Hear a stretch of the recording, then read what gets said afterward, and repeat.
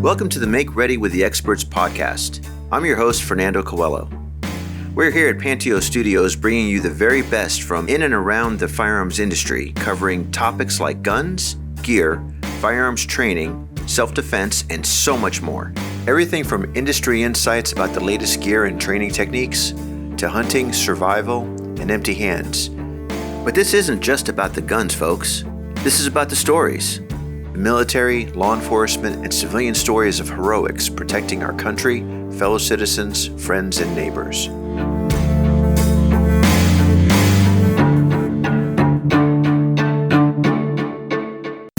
Panteao.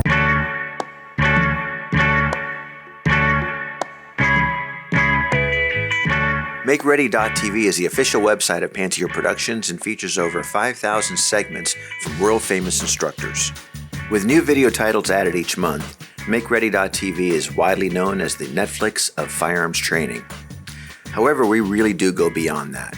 We have survival series, we have empty hands, we have edged weapons, we cover armorer skills, we've done documentaries, even medical, and hunting.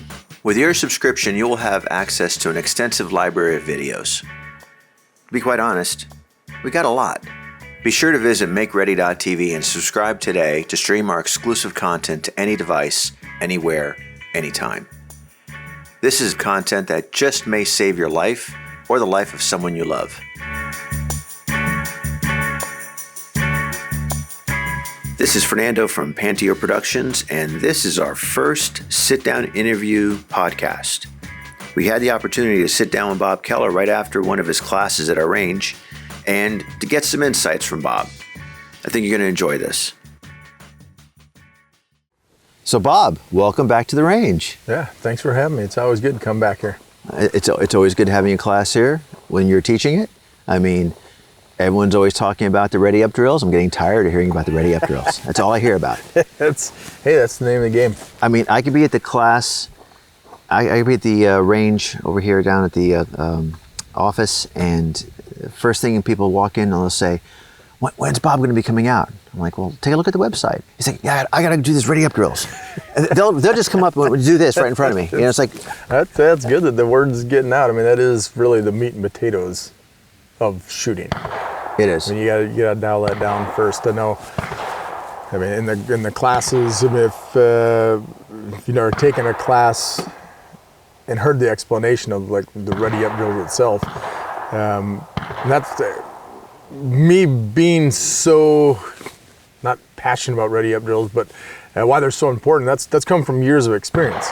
Right. And I mean, it's simple shit. It's bringing the gun up, getting sight picture, pulling the trigger, right? Yeah. But that. From all the gunfights that I've been in, that was always like at the end of the night you go back to the hooch and you're thinking about what happened on target and how that shooting went. Like it always came back to bringing the gun up, getting sight picture, pulling the trigger. Like that was your constant in shooting. Like all the other shit that people love to do, which is the running and gunning stuff and the scenario based and situational based like training. That's always going to change. Mm-hmm. I mean, I know we've talked, or I talk about this in the videos itself, but it is always good to reiterate and talk about it. That's the ready up drill has to happen in every situation. Bring the gun up, get sight picture, pull the trigger. Doesn't matter if you're shooting from vehicles, from windows, from barriers. That has to happen. All the other stuff, I mean, it's good to train on, but when you say that people are talking about ready up drills, that's awesome to hear. So hopefully, like, because that's the boring shit, yeah, right? But if people are wanting to do that, right, and that's becoming the cool stuff, that's fucking badass. Yeah. Like I feel like I'm winning then, because I mean, before I started teaching and coming out here and doing the videos, it always, not many people would just sit there for hours doing that, right? Because they want to fucking do the running and gunning stuff, which. That's fine every once in a while, but that's not your constant in gunfights.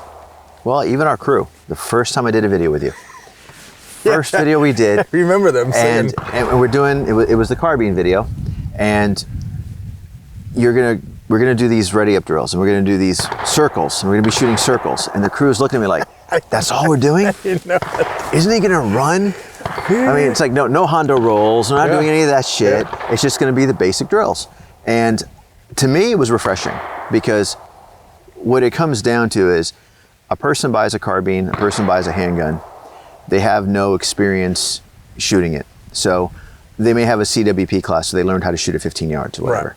Then they watch TV, they read the magazines, the gun industry magazines. They may watch our videos, but they don't get on the range and practice these basics. They're always just spraying at a target. Yeah, it's not fun. Exactly. Right. And we never really said, okay, here's a video that is just going to be on the fundamental basics.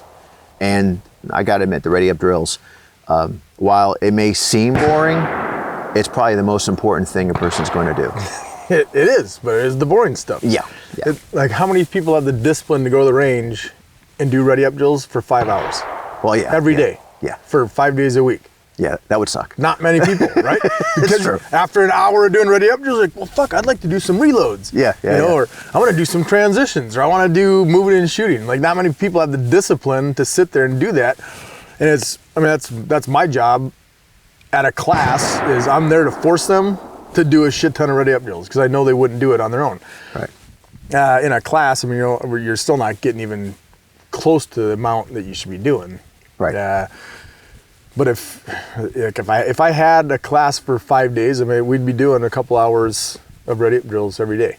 And because I'm forcing them to do that and doing something that they wouldn't actually practice, at the end of those 5 days, or if I had you do it for 2 months, you'd be amazed on how good of a shooter you become. Right. But no one knows that because they don't have the discipline to do it. They go to the range for maybe 20 minutes, maybe an hour of ready up drills, and then they go to other stuff. Oh. You know? No, then all of a sudden it's like mag dump. or doing the mag dump. Yep. So. Yep. Well, then when we did your pistol video, what was it? Ready up drills. Crew, again. I pride myself on doing the boring stuff. At least you're consistent. Yeah. Because I remember the crew were like, so what are you doing now? We're going to do the same thing that it was in the carbine video. They're like, oh, shit. Yeah, but didn't you say some of those guys at the end were out here doing? They were. They were. They don't want to admit it, but they were doing them. That's awesome. I mean, after we got done filming that and we're in post and then the video comes out and we're filming other stuff, and every time we finish filming, what's cool is most of our crew will stay here at the range and shoot. Yeah.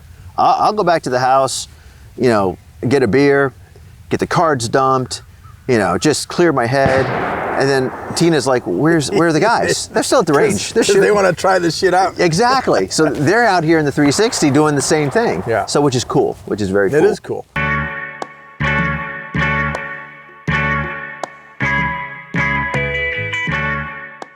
From the first instructional video we did with Bob to the classes we've hosted, the additional videos we filmed, he's definitely stressed the fundamentals. He's definitely stressed getting those squared away because that is what's going to save your life. Here's Bob from one of his classes called Operation Blue, a free law enforcement class that he gives out. Let's hear what he's got to say here. All right, so like I said, everyone's gonna be on 10 yards. You're gonna pick cover down behind a target. We're gonna start on the top left dot. I'll start you off initially. Shooter ready, stand by, up. On up, you're gonna come up to that top left target, take one single round shot. Immediately after it going bang, reacquire. Get the gun back on target, know that you could have shot again. Finger stays on the trigger, gun stays on fire. Because that's how it would be in real life. All right? Once you know you could have taken another shot, finger comes off trigger, gun goes on safe, you go back to low ready. All right? Then it's on you to do that 9 more times. All right, shooters ready. Stand by. Up. Find that trigger. So it goes boom, get the sights back on target, but finger finds that trigger again. All right, so if you had to engage, yes. Yep, that's what I want every time. This is slow aim fire. All right, for at least this magazine, I don't care about speed right now. I want everything in that black circle. Very important for you guys going into a hostage situation, or into a situation that has hostages or friendlies. Now, if you're outside fighting, you're point aim, point impact, right? You make entry into a building or into a house, most likely you're gonna have 10 yards and in shots, right? You have to remember you have hold on. right? You can't go from shooting point aim, point impact outside, going and shooting at freaking 5 yards, and now be point aim, point impact. You're gonna be low. Up. So, all right, I've known you from the very beginning of us doing the videos when I was first introduced to you. Yep. Still active duty at that time. You're still active duty now. Yeah. Okay, how much longer you got? So I got about 3 weeks until I'm like I start hitting my which most people won't know what I'm talking about, like my permissive TDY and then my transitional leave. Yeah, that's all built up. So I have about 3 weeks until I'm done working, okay. and then but I won't become and I'll actually clear and do my final out and be done, but I won't be a civilian until July 31st. Okay. All right. But I have so much leave built up, I can take that after I clear. And then the permissive TDY, they give you a month, so I have, it's basically vacation time before you're actually out. Got it. Got it. All right, so then you're going to be out. Yep. We're not going to have the pressure or nonsense anymore of what we can say and can't say filming. Well, I don't know. I mean, you've worked with some guys from there that are out. I mean, are they still? Yeah. I mean, there is. What's that term? PNG'd? Yeah. So, see, yes, that's still a cloud over your head. I don't know why. You should have been a Navy SEAL. Because then you could have done anything. I know you could be selling hair gel. Part of the pipeline to learn how to write books and. Oh yeah, do movies. I'm write just books. kidding. I'm kidding. No, he's not. No, he's not. He told me to say this. So yes, I'll be retired. I'll be done. But there's still stuff. Yeah, I can't talk about. Right. And I don't agree with like the words you can't say. I mean, fuck their words. You're out. I mean, who cares? Well, like about a word where you came from. Operational stuff. You know, like training TTPs on stuff, I totally get that. I mean, you don't want that stuff getting out. So I get that. There is stuff still you can't say, and you sign on the dotted line saying you won't. So right. No, I get it. I mean, if someone else says Delta, you didn't say it. That's how it is. I mean, it's you just can't say it. I get it. Whatever. I get it. Well, and that's why I remember when we first started filming you and we did the carbine video. I remember we edited. You were trying to get me to say shit, weren't you? Hell yeah. Oh, hell yeah. I mean, I was like, so you were in the Coast Guard, right? Yeah. Just to get you to say, nah, damn it. I was in the unit. But you never went for it. Yeah. But we finished filming. We're in post. We edit. First thing we did is we took a segment from the instructional video of you talking about reloads. And you just I knew you were going to say it. And you, I bring it up in every class, though. And you bashed the reload. I didn't bash anything. All right. I watched the video after and I was like, okay, it kind of seemed arrogant, which that was not the fucking case. I know that's what you wanted. I wanted discussion. I wanted people to go, who the fuck is this guy? Yeah, well, then they look you up and go, oh, maybe I'll listen now. It worked. That's one of the guys in the class just said that, like, which is badass if that's helping departments. So he was, before even knowing who I was, he went to his leadership like on the range and said, why don't we just drop magazines? Why are we doing this whole 2 magazines in the hand bullshit? Yeah. Right? And they got in this big argument. So he went back home, started researching mag changes, and the video came up of mine. So he started doing research. Where's this guy come from? He's like, holy shit! Like, this guy's, comes from a legit fucking unit, has a bunch of experience, and he's dropping his magazine. So he went back to leadership and said, hey, this is what they're doing. Why aren't we? And then they actually listened, which is badass. If that video helps, departments finally get their head out of their ass, or other people, like on mag changes in general, that's a win for me. And like doing that video was fucking totally worth it, even though a lot of people were like going fucking crazy over that shit. And I don't know if I told you this, but like I hit up like after seeing like and I don't ever read, and this was like my wife like reading the responses and telling me, because I try not to read responses on shit like that. And I was like, am I the only one doing? I mean, because I've lived in a bubble. I don't care what other people do and how other people do it. I do my own thing, right? Yeah. So after that came out, I started calling people that were still back at the unit and in SF that I still knew. I'm like, how do you guys do fucking combat reloads? And they're like, you drop the magazine, put a new magazine in it. And I was like, all right, fucking, I'm not losing my mind. Like, I'm not, if all of us are doing that, shouldn't everyone else be doing that? Like, you know, like, because the people that are saying that whole, what are they, like combat reload or like the admin reload, you know, the 2 magazines in their hand. If you're saying that's the right way and you have no experience, and all the people that have experience are dropping magazines to the ground, who do you think's right? Yeah, huh. You know? Yeah, they call that a clue. Which now that you once you post this, I'm gonna have a bunch of. Oh, well, we'll have haters. We'll have haters. You know, it'll take me 2 hours just to get through. But that was good. If that video helps people get it changed at their departments, it's a fucking win by me. Absolutely, absolutely. And it took that little segment that we lifted from the full-length instructional to put that out there. Freaking great. To get people to watch. Because I remember it worked. When we first put that out there, I'm like, shit, no one knows who he is. How can I get a reaction? Watch that clip. Oh, that's gonna get a reaction. That's gonna get a reaction. And I did. I totally, like, when I watched it, I was like, God damn, I do kind of sound arrogant. You know, and that was not the intent at all. I just didn't know there was another method.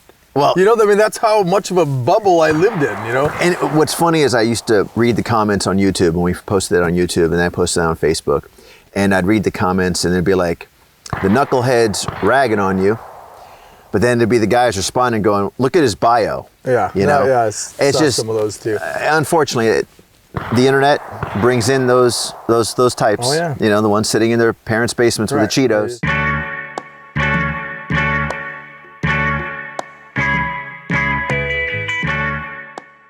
For the benefit of the viewer or listener, here is the actual video we put out there back around 2016, right after the very first video shoot we did with Keller.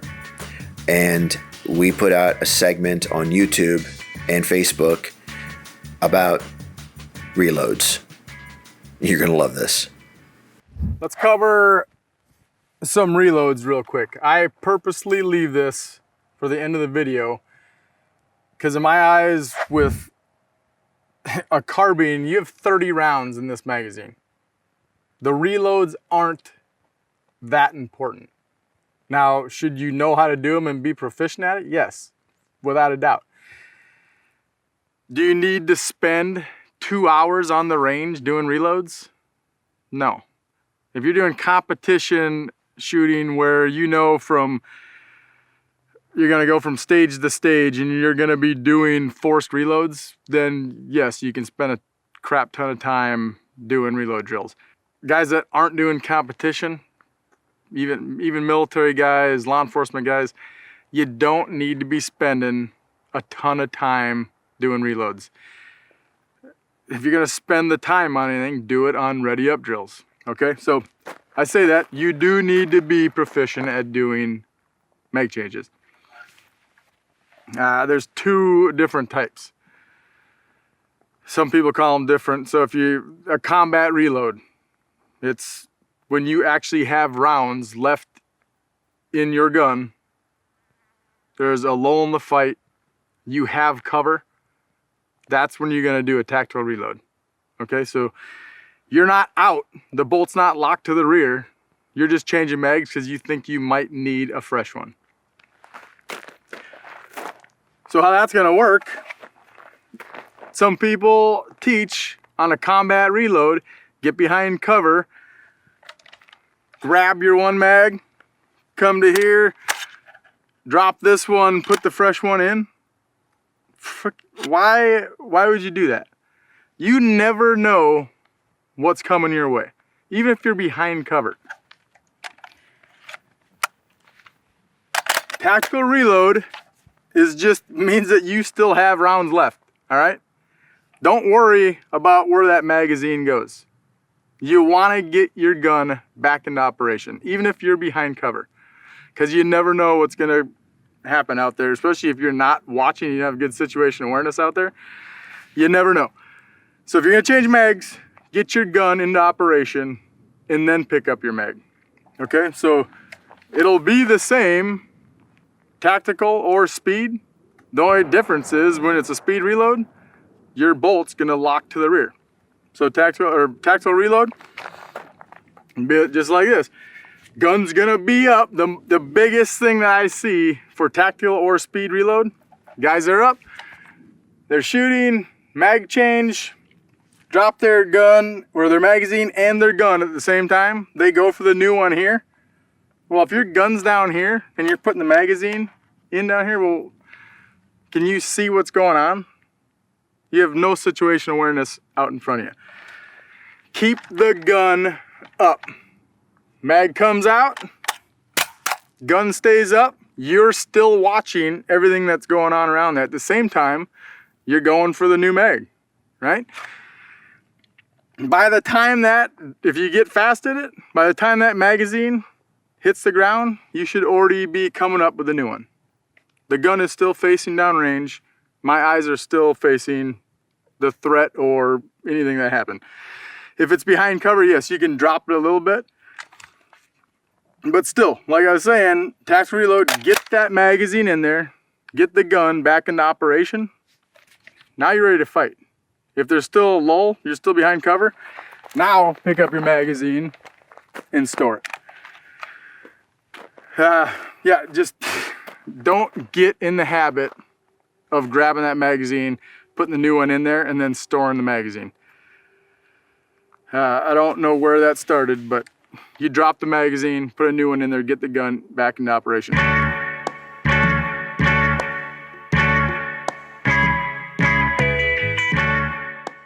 And that was the video.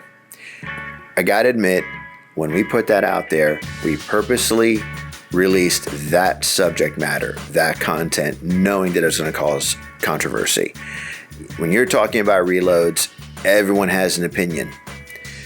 Those that don't even know anything about firearms have an opinion. So we thought, what the heck?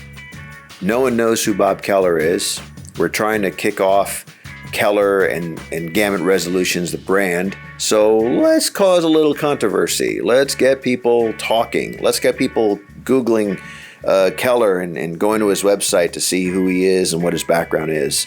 And in the end, it was kind of funny. I gotta admit, the feedback, the comments we actually posted, the comments that we just deleted because they were coming from jackasses, but it was in the end worth it.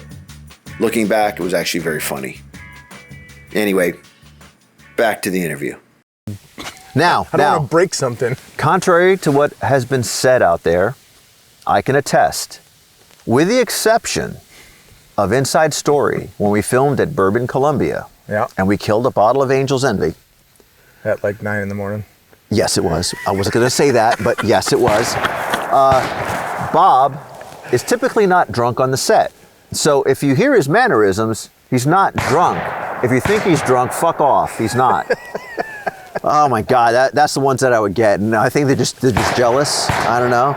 But they're like, you know, he's coming off like he's drunk. Then the other one's like, no, he's cocky. It's like, no, it's called confidence. He knows what he's talking about. My bad again. I'm trying not to be that guy. But yeah, when you start talking about stupid stuff that's out there, I mean, I am kind of passionate about the shooting. Like I tell people in class all the time, like I don't do this for the fun of it. Right. Like I am very serious about everything I do. I mean, I fuck around.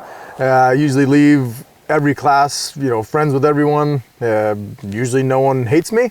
Like we end up being buddies, but that's not my intent given a class. It's not to give you fun 2 days. Like I don't want you to leave the class, but man, that was the best fucking class ever. Like that was the coolest shit. I'm not here at classes, or I don't give classes to make friends. I'm not there to make money. I mean, I've done this for real, and I've been in hundreds of gunfights where it's serious shit. Mm-hmm. So, and like talking about the basic stuff, like a 2-day intro class, if it's boring for someone and they leave the class after 2 days and like, man, that shit was boring. I could give two shits. I don't care. I know what I taught you in those 2 days could end up saving your life someday. You know, it's not me. It's not to sell another class. Right. You know, right. there is no wow factor. You know, I mean, it's you freaking shoot and you take it serious. Well, what I also like, and I've had the pleasure of, between your regular civilian classes and law enforcement classes and the Operation Blue classes, which are just law enforcement only, the free law enforcement training, Operation Blue. What I like is day one in the morning to end of day one afternoon, then day two morning to day two afternoon, you are on the students. You're watching them. You're going after each one, making sure they're doing what they need to do. You're correcting them. Look, I've had the pleasure of working with a lot of instructors over the years, and I'm the first that can call this out. Not all instructors do that. Okay, some instructors will just hang back. I've heard. Okay, they'll just they'll let the students do their thing, and they'll just sit back and chill, you know. Or even worse, they'll get on Instagram. They got to do their social media while the class is going on. It's like, what the fuck is that? You know, what I appreciate is what you and other instructors that we film do. I'm not just saying you, but what I appreciate is the fact that you're there on these students, making sure they're learning from the beginning of day one to the end of day two. Yeah. And you care. Yep.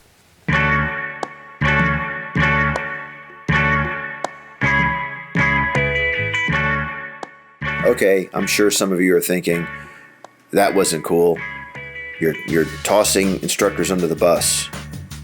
Nah, I'm not really trying to do that. Bottom line is, if a guy pays a couple $100, $400, $500, $550, whatever it is, if a guy pays for 2 days of training, that's 2 days of training, not a day and a quarter, not for the instructor to be worrying about his social media presence and worrying about getting stuff posted during the class. Fuck that. Do that after the class, on your time, not on the student's time. Here's another segment from one of Bob Keller's class where Bob is right there with the students. Check it out. Keep the gun up on target, buttstock stays in the shoulder, do your speed reload. Actually hit the bolt release, actually get on target, gun would go back on fire, finger goes on trigger. All right? You were just in a gunfight, you had to do a speed reload, that's what you would do. All right, stand by. Up. Good.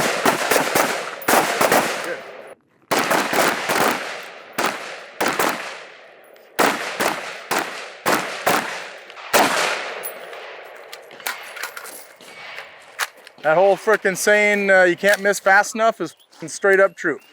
Right? You can be the fastest shooter in the world, but if you can't hit what you're shooting at, it means nothing. But I want you going past that frickin' speed that you're used to. Right? It's the only way you get faster. So if you have the XC down and start working on speed, drive that gun up, you see red on black, pull the trigger, don't hesitate. Once you start missing 7, 6 out of 10, then that next dot, you go back to slow aim fire. You hit 10 out of 10. Right? Once you get 10 out of 10 again, the next dot, then you start working on speed again. If you're used to shooting this fast and accurate on a 3-inch dot, now you have to shoot someone in the chest or face, huge target. You can't miss, and you know how fast you're gonna be? When you have to aim for someone's chest, when you're used to shooting at this. So this is the whole reason why I use these frickin' the small dots and the whole aim small, miss small thing.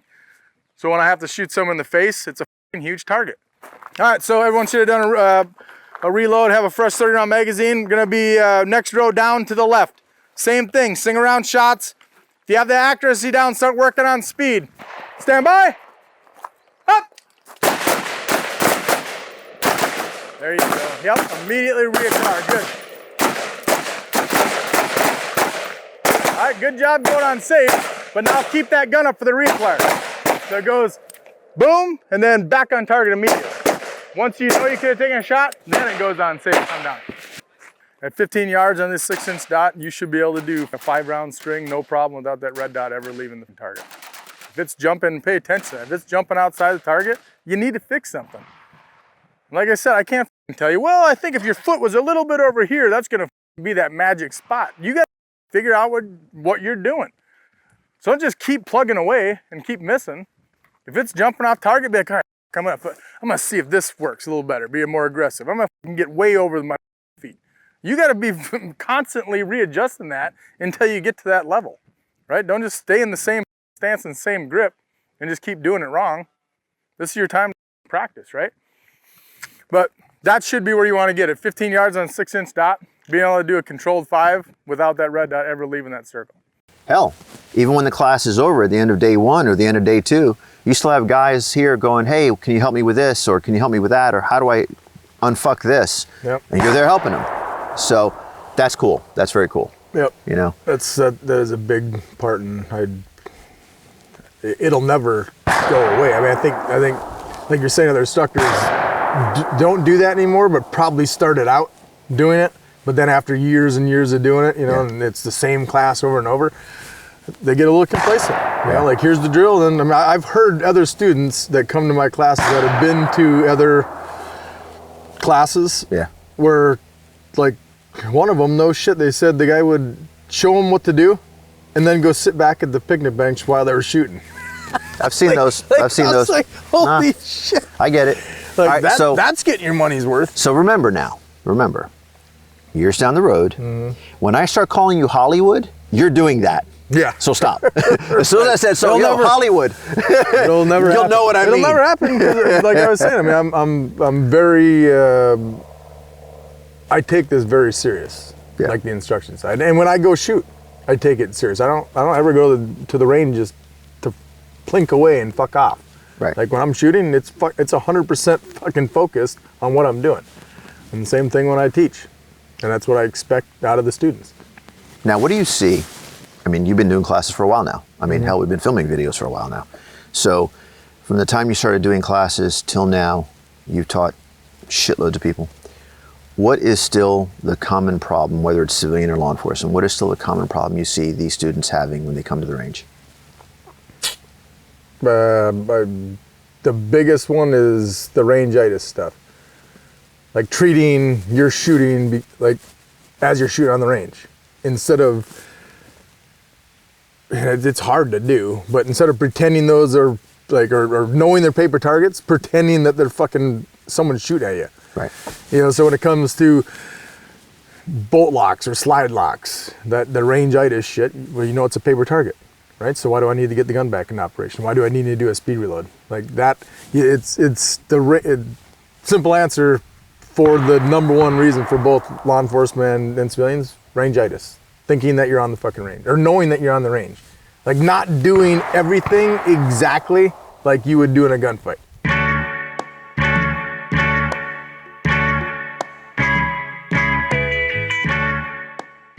The dreaded range-itis. Remember, you're not shooting at paper targets. Well, you are shooting at paper targets, but mentally, you're not shooting at paper targets. You're shooting at someone intending to harm you, and you're trying to stop the threat. Here's another segment from Bob Keller's class. Anytime that magazine or anytime that bolt locks to the rear, you should by now, if you shot enough, know the difference for how that feels in the bolt locks to the rear. Anytime you feel that, do a mag change. I don't care if you don't have a magazine on your pouch or if it's an empty magazine, fucking go through the procedure. All right, when you're out here, like I said, you're not shooting at paper targets. These are threats. All right, you're in a gunfight. Well, if that bolt locks to the rear in a gunfight, what would you do? You fucking reload, right, and get back on target. All right, so it shouldn't be anything different when you're out here. So anytime you're online, that bolt locks to the rear, I want you doing a speed reload. So like I said, we're not doing the reload drills yet, but I want you to start doing them just to get some practice. So anytime the bolt locks to the rear, just like the immediate action drill, that butt stock should stay in the shoulder. It shouldn't come here, it shouldn't fucking be here. It should be on target, butt stock in the shoulder. All right, gun always goes on safe before dropping that magazine. I know it's gonna be different for you guys. Almost I'd say 99% of the people I teach, like, God, I've never fucking done that before. All right, well, hopefully if I can, when we get into the reloads, I'll explain why. Try to start doing it now before we do the reload drills, just so you're ahead of the game. All right, so bolt locks to the rear, gun goes on safe, drop magazine, new magazine goes in, hit that bolt release. Even though if you didn't have a full magazine, you put an empty magazine in, go through the procedure, right? That's what you'd have to do in a gunfight. So magazine goes in, bolt goes forward, back on target. I get on target, my gun goes on fire, finger goes on trigger. Because if I was just engaging a real threat, that's what I'd have to do, right? So why would I do anything different out here? So I want you to get used to doing that out here. Before we get into reloads, just freaking make that a habit. If there's no one telling you that when you're on the range shooting by yourself, that's what you should be doing. Because usually if you're on the range by yourself, you know those are paper targets. Fucking boom, boom, boom, bolt locks to the rear. It's, fuck, I can do this because no one's shooting at me. Well, it's bad muscle memory. I'm telling you, muscle memory will take over in a gunfight. You guys know that story about, fuck, I don't know how long ago, the guy with the revolver, the cop on the street? Well, that's fucking bad muscle memory. That's range-itis bullshit. You guys know what I'm talking about too? Guy fucking was like taught on the range, like anytime he'd go with his revolver, or it was picking up brass is what it was. He put him in his pocket. Yeah, pick up the brass, put it in your pocket, right? Well, he gets in a gunfight, that's what he fucking does. Because muscle memory will take over in a stressful situation, all right? So don't get range-itis and get bad muscle memory out here just because you're shooting at paper targets. All right? How many, everyone talks about this on social media because half the Instagram famous instructors do this shit, but the famous scan left, scan right. Yep. They'll shoot a drill, bring that gun in, left, right. Okay, I know. What the fuck? I don't know. I don't know. And I do not have like cops that do it, or anyone who's trained that way and likes to do that. I have nothing against it at all. I think it kind of looks silly. I don't. Maybe if your situational awareness sucks when you get in a gunfight and then you have to do that to scan and make sure nothing's going on, by all means, there's nothing wrong with it. The biggest thing I see for people that have been trained to do that and do it year after year, they get so ingrained with taking the shot and then doing this that they don't keep the gun up to get another frickin' to reacquire the target. Right. You know, so when they start doing it, it's muscle memory. So now taking shots, boom, boom, boom, boom. They're looking left, looking right. Well, you still haven't frickin' made sure that the dude you were just shooting at is fucking dead. Yeah. So nothing wrong with scanning left and right on the range or on target, as long as you know for a fact like that. So reacquiring the target means after you get done shooting, you get another sight alignment sight picture on target instead of just coming off target. I mean, that's what most people do on the range anyhow. Boom, boom, boom, they come right back to the chest. It should be boom, boom, boom, boom, back on target immediately, eyes on sight, sight's back on target. Once that happens and you know the threat is freaking gone, well, that's when you can come back here and scan left, scan right. I mean, I don't do that and I don't teach that, but I don't disagree with it, or I don't mind if people do it, as long as they're reacquiring the target first. Right. Well, you see that a lot. Another one I've seen is they engage the target and automatically follow the target down. Yeah. Even though the target didn't go anywhere. Again, right. To me, bad muscle memory. Yeah. I mean, yeah, if the target does fall down, absolutely fall to the ground. That's your reacquire, right? You're falling down the ground. But if you do that on the range thousands of times, that's going to be your muscle memory, right? Boom, boom, boom, boom, fucking follow that thing down. What if the guy's still up on his feet? Yeah. And I'm telling you, muscle memory, bad muscle memory and bad range-itis shit on the range will follow you on the gunfights.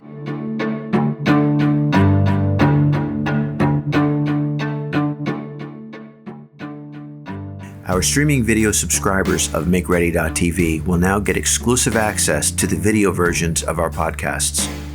In addition, subscribers will have access to our episodes before they air on iTunes or any other free platform. Be sure to visit MakeReady.tv and subscribe today to stream our exclusive content to any device, anywhere, anytime.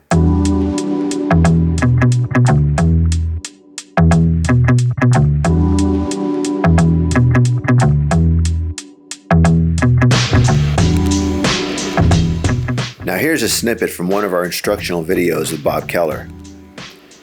How do you normally get to watch this full-length video?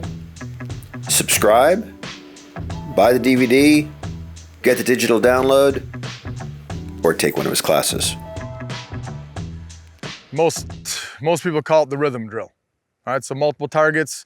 How I was explained or how I was taught is you get into a rhythm. So it's however many targets you have out there. It's let's say 2 or 3 shots, boom, boom, boom, boom, or boom, boom, boom, and then move on to the next one, boom, boom, boom, and then move on to the next one.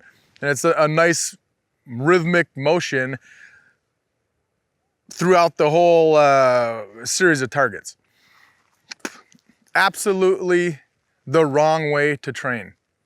All right, so I've been in this situation, so now I know there is no rhythm to a gunfight. Okay, there's no rhythm to shooting multiple targets. You can only kill or shoot at one person at a time. All right, you can't kill 2 people at one time. So if you have multiple targets and you're the only one around, you're pretty much screwed, especially if they all have guns. All right, there is no boom, boom, move on to the next target, boom, boom, move on to the next target. What if that one guy that you shot with 2 rounds or 3 rounds is still shooting at you? You're not gonna move on to the next target. So by practicing that way, you're doing it wrong. You're building the wrong muscle memory. All right, like I said, with everything, when you're in that stressful situation, muscle memory takes over. So if you're used to doing a cadence drill on multiple targets, that's what you're gonna do. Boom, boom, boom, boom, boom, boom. And that first guy that you were shooting at is still shooting at you. What good does that do? You can only kill one guy at a time. All right, so it's one of those things you gotta have the guts to stand there while other people are shooting at you and take that one guy out first. Then you move on to the next target. When you're shooting multiple targets, in a real life situation, you have to make that decision of what guy you're gonna go to first. All right, is it the guy that's 10 yards away from you and has a pistol, or is it the guy that's 30 yards away that has an AK? That's you making that decision in a split second. All right, so that's right off the bat, that snapshot. Who am I gonna go to first? Once you're there, you eliminate that threat, and then you move on. But there is no cadence to shooting multiple targets. So if that's the way you are training still, and I was one of those guys as well, stop doing that. All right, so on a range, it is hard because indoor ranges or even most outdoor ranges aren't big enough to get targets all over the place. So how we're shooting right now, it's totally staged. All right, you're gonna be going, they're 3 yards apart all in a row. Well, guess what? In real life, when you're shooting at guys, they don't stand still. Okay, so this is staged, it's canned. What this is doing is just getting you to drive the gun right to left, left to right. So it's kind of like that ready up drill. As you're coming out of the holster, you want those sights to land on target. Well, it's the same thing when you're going from one target to the other. As you're driving it to the right or to the left, you want those sights to land on that target. If you overshoot the target or undershoot it, it's time wasted for you to get it back on target. So that's what you're working on when you're doing this on the range. All right, just keep in mind, they're not gonna stand still. They will be moving, know that. And know that it's not just gonna be 1, 2, or 3 rounds. It might be 5 rounds on one guy before you take him down. And then you move on to the next target. Another thing to do is to not only get away from the cadence drill, but get away from every target's just 2 rounds or every target's just 3 rounds. Mix it up. Kind of like the El Pres drill where you're either starting on the right and going to the left and you're going all the way across. Mix that up. Start in the middle, go to the right, then go to the left. Then the next time you do it, start on the left, go to the right, go to the middle. Alternate them all the time. And never use the same amount of rounds on each target. It'll get you out of that habit of just doing boom, boom, boom, boom, boom, boom. So let's say we'd pick left, right, middle. We could do 5, 3, 1. All right, the next time you do it, pick 3, 8, 2. Just always mix it up so you're not getting in that mindset, the muscle memory or the train response of just doing 2, 2, 2 or 3, 3, 3. All right, mix up the cadence or mix up the amount of rounds you're shooting on each target and mix up which targets you're going to. All right. You're retiring. You're teaching. Yep. We're at a gun range. Yeah. I hear rumors. I see Instagram. I see you're moving dirt. Oh yeah. What are you doing? Same thing you're doing. Range. Starting to range. So yeah, which once that thing's done, you gotta come down for the grand opening for sure. Oh hell yeah! That'd be good for video actually. That'd be we can film that. Yeah, and you're used to going down to Florida. I mean, isn't that where you started going down? 5 back years. and forth? Yeah. 5 years driving down there. So it's going to be a pretty. It's only 60 acres. I mean, it's not like a huge 1,000-acre frickin' farm or anything. But we're pushing. Once it's done, we'll have 17 different bays out there. Nice. And it's going to be membership only.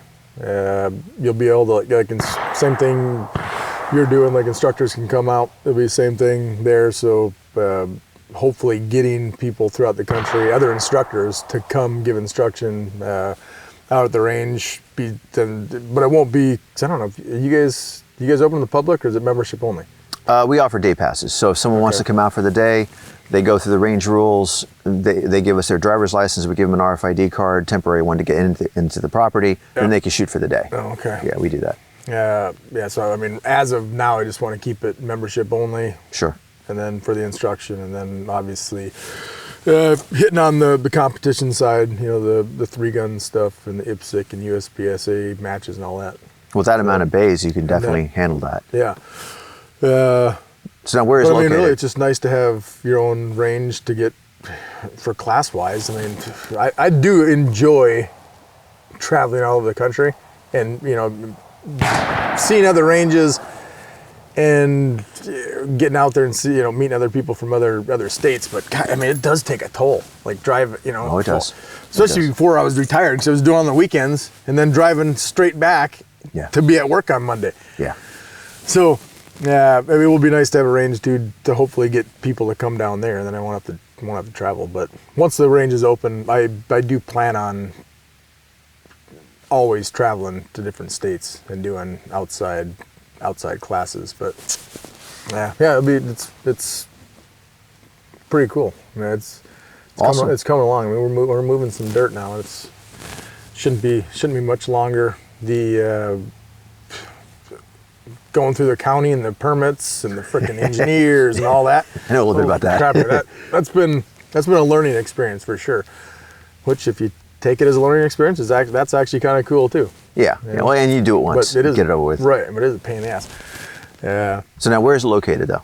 It's in Fort Meade, Florida, and that's about an hour south of Orlando and about an hour and 15 minutes east of Tampa. Oh, okay. That's easy. But there'll be, I mean, it's not too bad for guys flying in and renting a car. But we plan on having cabins out there. Nice. And if it's not going to be cabins, it'll be trailers or RVs out there, because we're getting hit with the frickin' sprinkler systems in the cabins. Which ain't cheap. So we might just buy RVs, put them out there, and that's where you can stay. Yeah. And then there will be RV hookups out there as well. Nice. Nice. So yeah, even though it's a little bit of drive from a major airport, you can stay on property. No, that's if you're saving money there, that's perfect. That's perfect. So when do you plan on being open? Hopefully the end of April. Okay. But I mean, we were supposed to be, because I already had a bay out there before getting the big equipment out there. Because at that point, well, it's still a private property. Like, it's not commercial property yet until everything gets done at county level. So we have 4 ranges out there. So once we actually, everything gets done permit wise, we'll be up and running. So hopefully end of April. But I mean, you never know. Our engineer originally said we'd have permits by January. Yeah. And it's March. Right. And now he's saying April. So who knows? So rifle bay, what are you gonna have for rifle distance? Oh yeah, so the bays, there'll be 17 different bays out there. There's gonna be 3 instructor bays, which are gonna be pretty much like this, 360 or close to 360 bays. Those are gonna be 60 by 60. There'll be a 100-yard range out there. There'll be 2 40 by 40 ranges out there, and then the rest will be 25-yard pistol bays all the way down to like 15 by 15 pistol bays.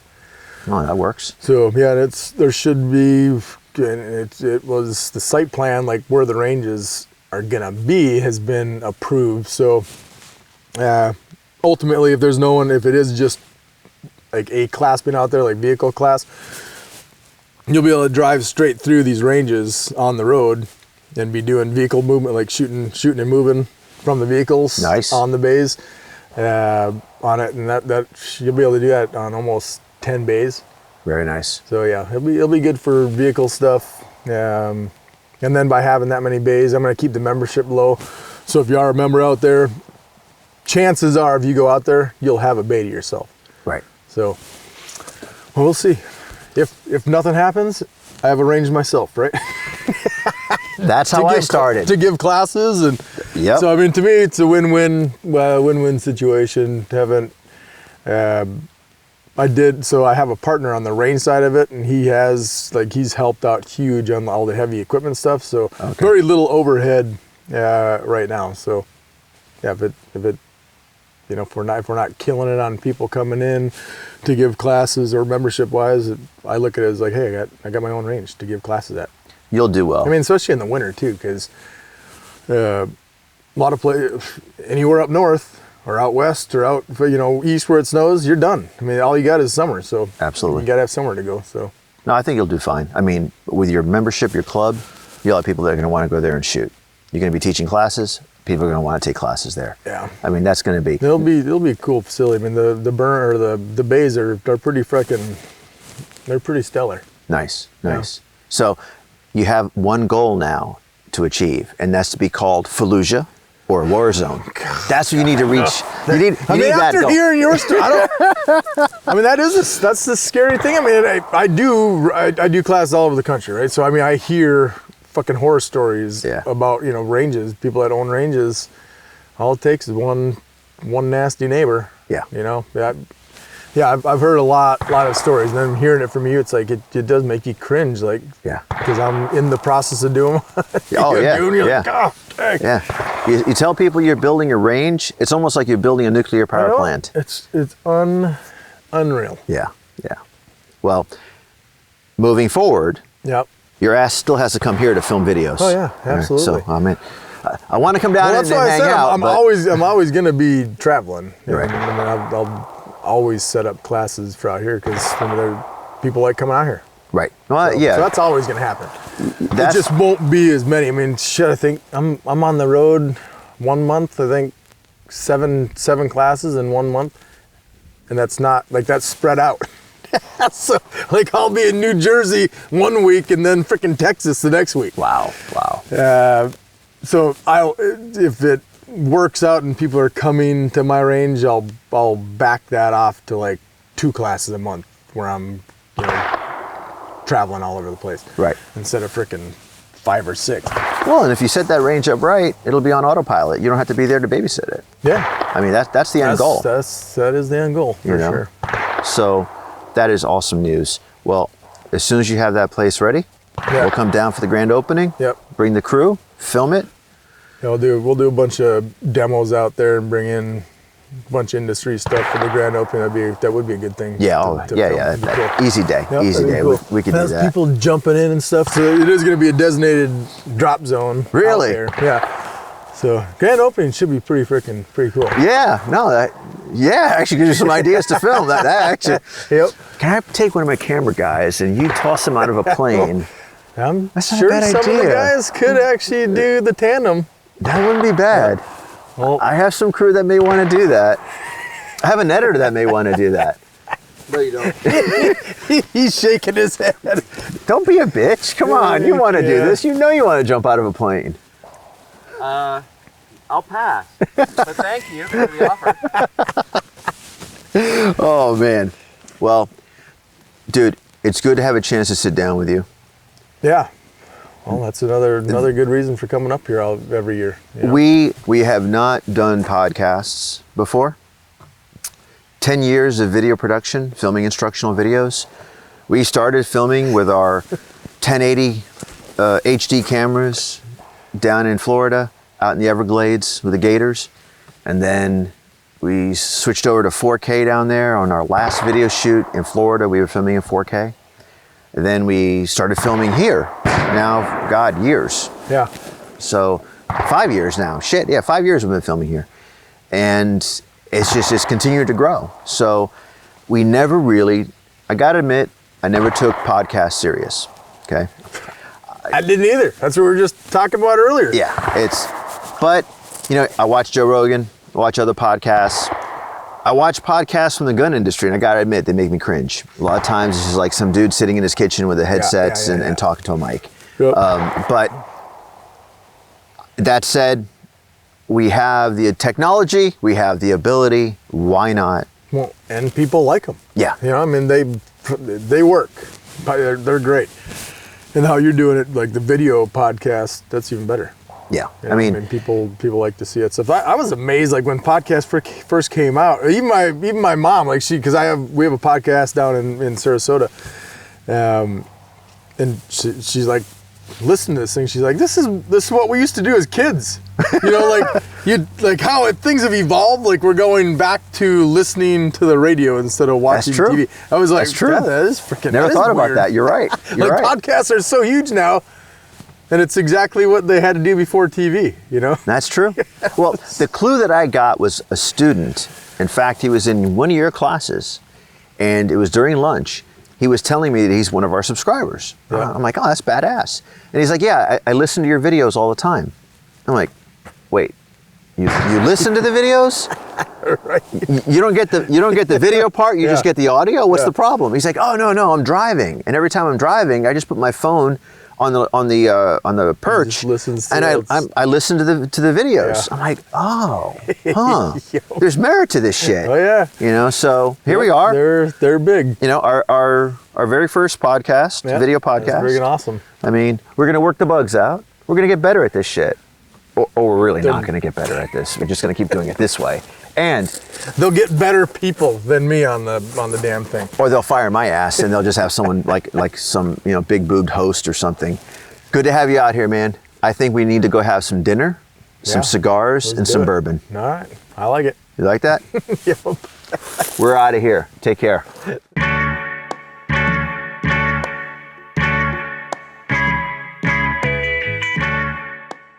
For more from Bob Keller, go check out his website, Gamut Resolutions, or come to the Panteao website, panteao.com or makeready.tv.